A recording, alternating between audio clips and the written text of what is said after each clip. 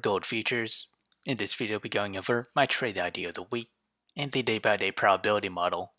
So let's start off with the technical analysis on the 1-hour chart. We remain in negative MACD. We're slightly off of oversold levels with the RSI. With the 4-hour chart, we are in negative MACD and approaching to oversold condition with the RSI. As we extend that further to the daily chart, we remain in negative MACD, seeing signs of a diverge.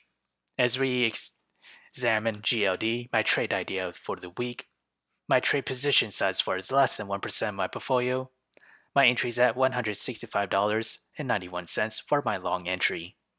My sell target for it is at $171.52. My stop loss is at $164.34. However, if I were to open a short position, my entry is at $173.93. My sell target is at $167.51. My stop loss is at $175.57. So whichever entry price were to hit first, that'll be my position of the week.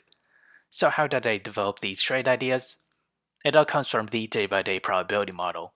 As we progress to the 5th day or week of trading, gold futures has a 40% chance to climb between 0 to 2%.